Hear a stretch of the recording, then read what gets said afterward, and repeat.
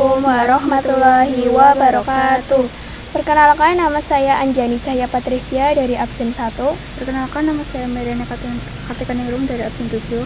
Tujuan video ini kami buat untuk menyelesaikan tugas TSAS Sejarah. Gerbang Masjid Saka Tunggal Baitul Salam. Nama resmi masjid ini adalah Masjid Saka Tunggal Baitul Salam, tapi lebih populer dengan nama Masjid Saka Tunggal karena memang masjid ini hanya mempunyai saka tunggal, tiang penyangga tunggal. Saka tunggal yang berada di tengah bangunan utama masjid, saka dengan 4 sayap di tengahnya yang akan nampak seperti sebuah totem. Bagian bawah dari saka itu dilindungi dengan kaca guna melindungi bagian terdapat tulisan tahun pendirian masjid tersebut. Masjid Saka Tunggal berukuran 12 x 18 meter. Ini menjadi satu-satunya masjid di Pulau Jawa yang dibangun jauh sebelum era Wali IX, Wali Songo, yang hidup sekitar abad 15 sampai 16 Masehi. Sedangkan masjid ini didirikan tahun 1288 Masehi, 2 abad sebelum Wali Songo, sekaligus menjadikan Masjid Saka Tunggal Baitul Salam sebagai masjid tertua di Indonesia.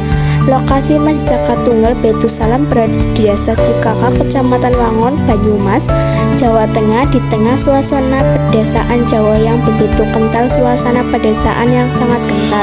Di kawasan masjid yang dipenuhi dengan kera-kera yang berkeliaran bebas, bangunan masjid juga sangat unik, beratapkan hijau serta sebagian dindingnya dari anyaman bambu. Sejarah Masjid Saka Tunggal. Masjid ini dibangun pada tahun 1288 Masehi sebagaimana tertulis di prasasti yang terpahat di saka masjid itu. Lebih tua dari kerajaan Majapahit yang berdiri tahun 1294 Masehi. Masjid ini berdiri ketika masa kerajaan Singasari, merupakan masjid tertua di Indonesia.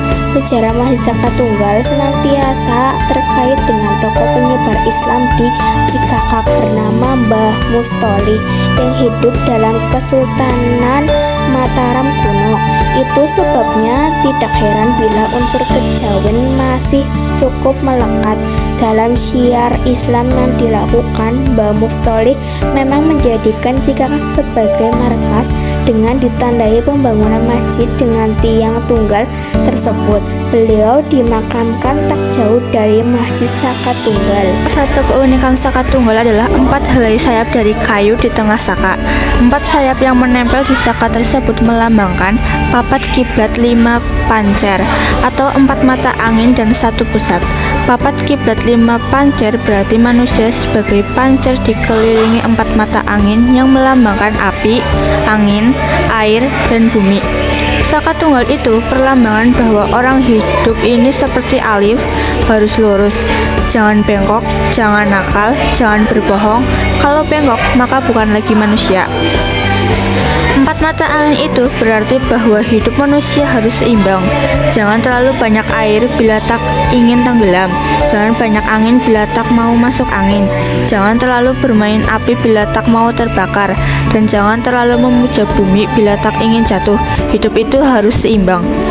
Papat kiblat 5 pancer ini sama dengan 4 nafsu yang ada dalam manusia. 4 nafsu yang dalam terminologi Islam Jawa sering dirinci dengan istilah al-wamah, mutmainah, sofiyah, dan amarah. 4 nafsu yang selalu bertarung dan memengaruhi watak manusia. Keaslian yang masih terpelihara adalah ornamen di ruang utama, khususnya di mimbar, khotbah, dan imamam. Ada 2 ukiran di kayu yang bergambar nyala sinar matahari yang mirip lempeng mandala. Gambar seperti ini banyak ditemukan pada bangunan-bangunan kuno era Singasari dan Majapahit.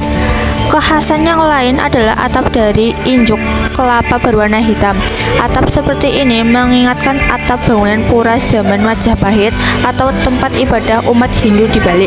Tempat wudhu pun juga masih bernuansa zaman awal didirikan meskipun dindingnya sudah diganti dengan tembok.